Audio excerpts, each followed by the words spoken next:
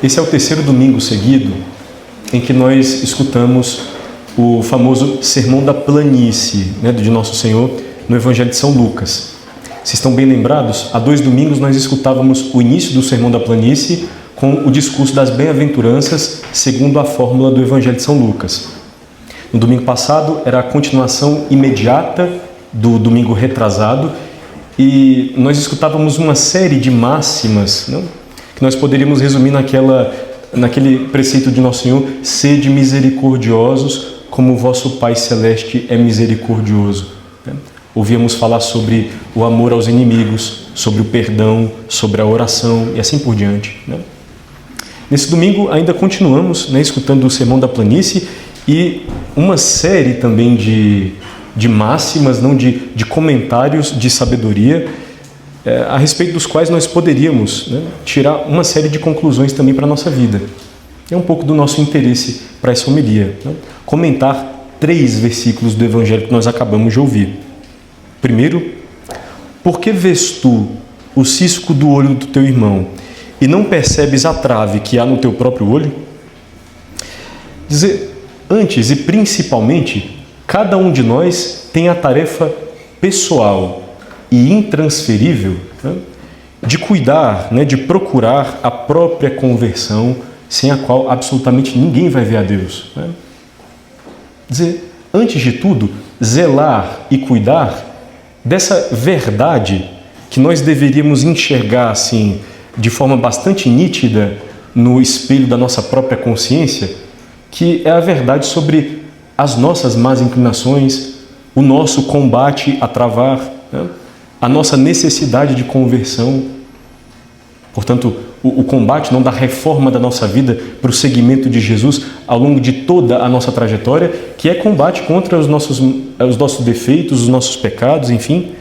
Essa verdade devia estar límpida assim, no horizonte, no espelho da nossa própria consciência, de forma que nós, antes de tudo, estivéssemos com os olhos limpos e atentos para esta nossa necessidade, para esta nossa verdade. Então, quer dizer, antes de tudo, olhar para dentro de nós mesmos e não sermos cegos, como Nosso Senhor dizia aqui no início do Evangelho, não sermos cegos, mas estarmos assim bem acordados para esta primeira necessidade. É verdade que nós vivemos a vida uns com os outros. Existe um aspecto social da vida. E nesse sentido, o aspecto comunitário, por exemplo, da vivência da fé, ou o aspecto comunitário da nossa vida em geral, nos colocam, isso é uma das consequências da virtude da amizade, nos colocam também a tarefa de afastar dos outros os males, as inconveniências, os pecados e fazê-los progredir no bem, inclusive até interessando-nos do bem do outro e realizando como uma tarefa nossa. Quer dizer, nós estamos chamados em alguma medida a colaborar na edificação de uns pelos outros e também no incremento dos ambientes e dos contextos em que nós estamos inseridos no conjunto da vida. Mas atenção, esse é um desdobramento da fé. Esse é um desdobramento de um primeiro cultivo, de uma primeira atenção e de uma primeira reflexão que é sobre nós mesmos. Não aconteça, portanto, o alerta de Nosso Senhor, não aconteça que nós estejamos assim com os olhos colocados sobre os defeitos dos outros, sobre os pecados dos outros, sobre as más inclinações dos outros, sobre as insuficiências dos outros, assim com lentes de aumento, enquanto nós somos assim pacientes, condescendentes ou até esquecidos, negligentes em relação aos nossos próprios defeitos e pecados. Quer dizer, nesse sentido, não é que valha para nós aquela lógica de eu cuido de mim e o outro não é exatamente assunto meu. Não? De fato, a vida do outro, em certa medida, é assunto nosso, é interesse nosso, mas só como um desdobramento. Na medida em que nós nos pudermos edificar e ajudar uns aos outros e melhorar os ambientes em que nós estejamos inseridos, mas como um desdobramento. A primeira e principal atenção, a primeira e principal necessidade é a da nossa própria conversão. E, portanto, aqui nós falamos sobre a vigilância, sobre a necessidade de cultivo dos nossos valores, das nossas mentalidades, dos nossos pensamentos, dos nossos sentimentos, não? Das nossas palavras, das nossas ações. Quer dizer, é preciso que cada um vigie sobre si, não? Para que nós não estejamos assim muito prontos, né, a ir exagerando segundo o nosso critério uma série de coisas que nós vemos a corrigir nos outros, quando nós não fazemos ou fazemos em pouquíssima medida em relação a nós mesmos. A regra de ouro aqui nesse horizonte é dureza conosco, mansidão, paciência e bondade com os outros. A radicalidade, não, esse desejo de reforma e etc., essa dureza dessa cobrança aplicada a nós mesmos, à nossa conversão, à nossa coerência de vida, ao nosso seguimento de Jesus. Para os outros, aquele outro tipo de visão e de consideração sobre o qual nós escutávamos no Evangelho do domingo passado, Nosso Senhor dizendo: sede misericordiosos. Dizer, para os outros, paciência, moderação. Né? Certamente, atenção e desvelo também, certamente cultivo também, em alguma medida, mas com esse horizonte de mansidão, de misericórdia. Né? Então, nós estaremos vivendo, né, exatamente o que Nosso Senhor está propondo no Evangelho de hoje. Né?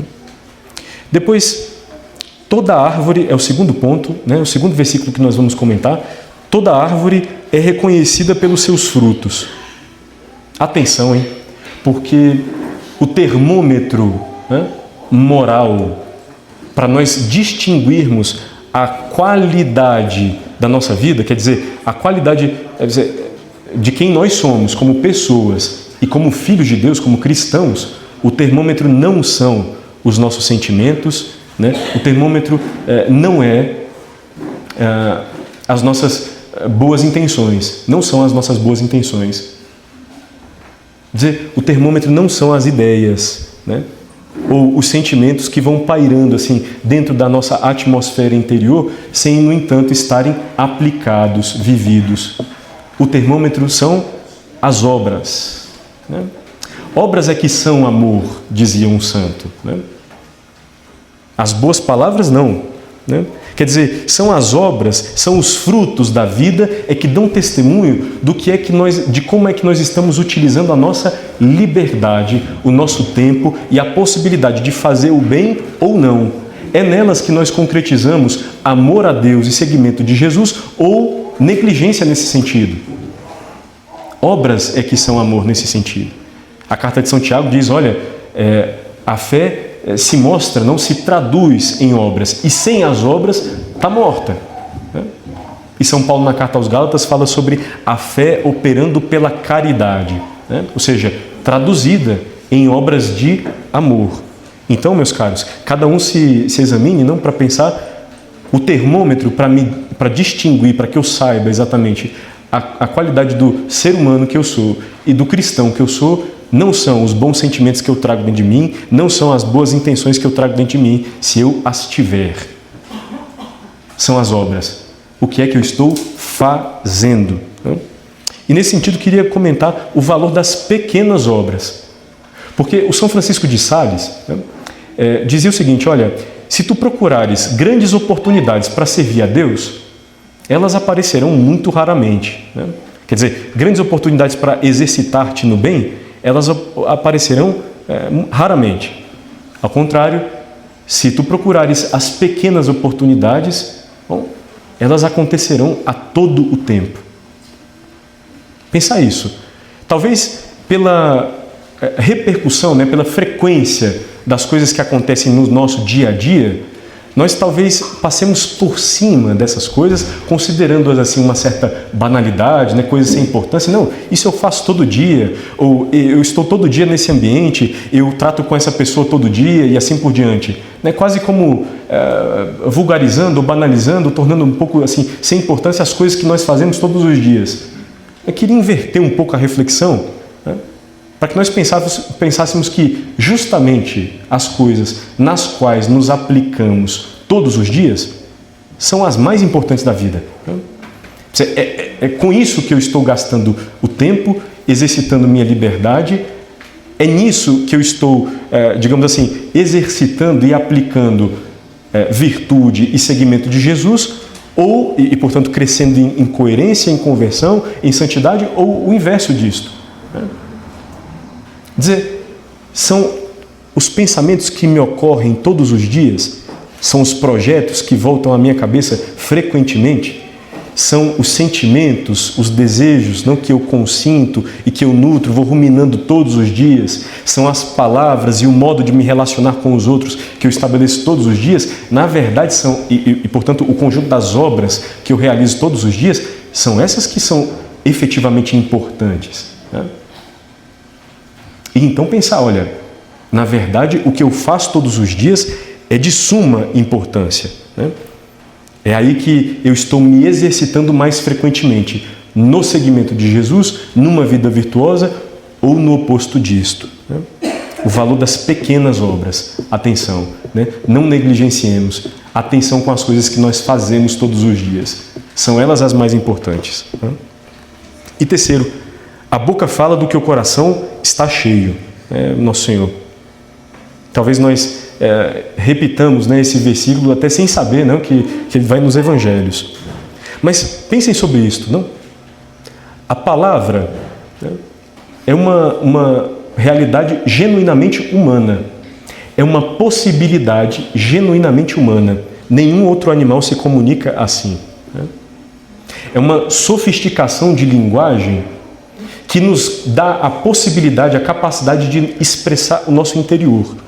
O que nós pensamos, o que nós desejamos, o que nós sentimos. Nos dá a oportunidade, portanto, de manifestar exteriormente a verdade que nós trazemos dentro. Isso é o conteúdo da primeira leitura, é parte do conteúdo do Evangelho. Nos dá a oportunidade de expressar com veracidade o que vai dentro de nós. Nos dá a oportunidade de expressar com bondade, né, e firmar as situações e as pessoas em redor de nós no bem.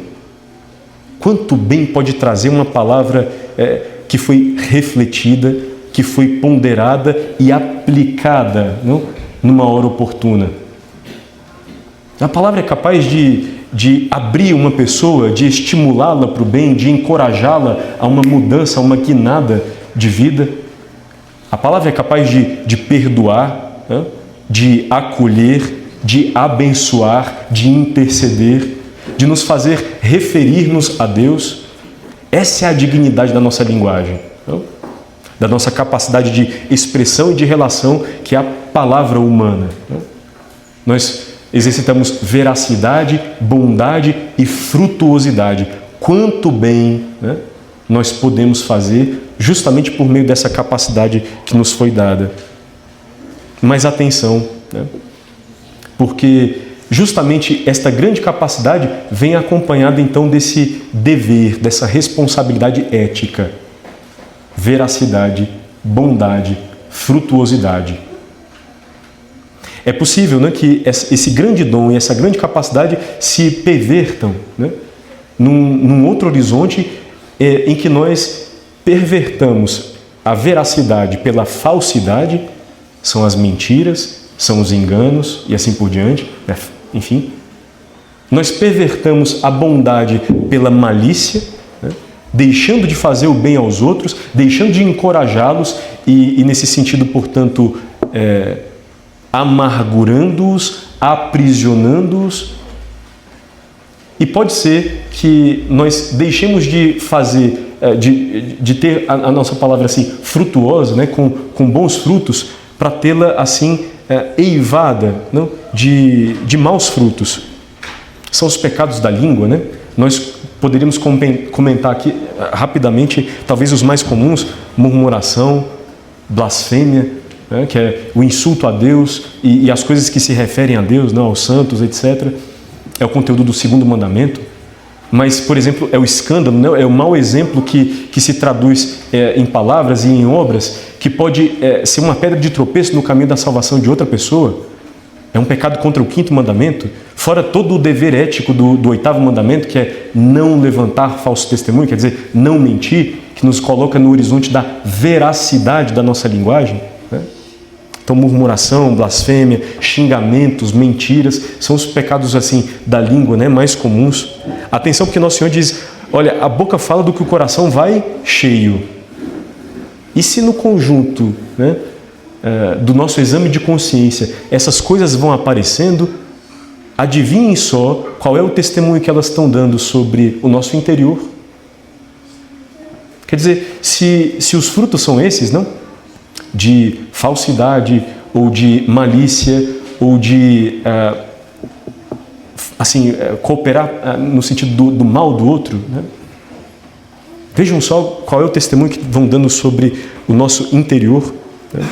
Dizer, é grande a dignidade da nossa linguagem, é grande o dom que nós recebemos e que nós devemos zelar assim com responsabilidade, para que não se deturpe, nem em relação a Deus, nem em prejuízo de nós mesmos e dos outros, não das nossas relações.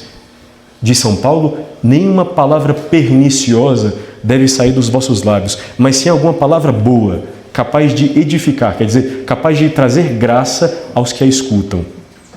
Um grande exame de consciência hoje para nós pensarmos como é que nós estamos utilizando, não, a palavra, que pode ser utilizada justamente para corrigir, pode ser usada para alertar, pode ser utilizada nessa direção, portanto, de cooperar para o bem dos outros, até, abre aspas, digamos, ferindo-os de momento, né, nas suas más inclinações, mas sempre aspirando, intencionando o bem e servindo-se na forma, né, de expressar as coisas de uma forma e de uma comunicação que, de fato, pretendam o bem, né?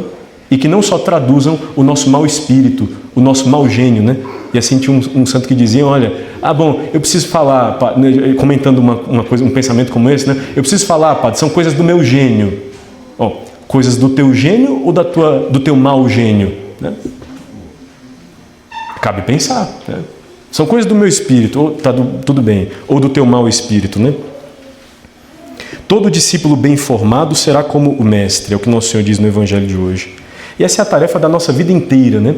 Esse sermão da planície que nós escutamos ao longo desses 3 domingos vai no horizonte de nos apontar o caminho da nossa identificação com o nosso Senhor, né?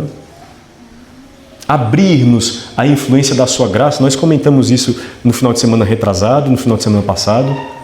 Abrir-nos à repercussão da sua graça e querermos nós também, tendo recebido força para isto, querermos nós também nos empenhar num combate diligente, não? Pelo seguimento de Nosso Senhor, pela reforma de nós mesmos. É Ele a referência, é Ele o nosso guia, é Ele o nosso caminho, verdade e vida. Não? Nós estamos sendo, portanto, exortados, né, ao longo desses últimos finais de semana, desses 3 últimos, a seguir Jesus com mais coerência, lembrando-nos dessa medida alta da vida. E assim São Paulo dizia no final da segunda leitura de hoje, meus amados irmãos, sede firmes e inabaláveis, empenhando-vos cada vez mais na obra do Senhor. Então, coragem, né? O exame de consciência comunitário de hoje, né, no comentário dessa homilia, vai no sentido de nós darmos um passo a mais de coerência, de conversão, um passo a mais na nossa identificação com o Nosso Senhor, porque todo discípulo bem formado será como o Mestre. No último pedido do Pai Nosso, né, o 7º pedido, nós pedimos assim, livrai-nos do mal. E nesse domingo, concretamente, nós estamos pedindo a Nosso Senhor que nos livre do mal da hipocrisia, das boas intenções sem obras e do mal de uma linguagem maliciosa, de uma língua bífida, né, e prejudicial aos outros.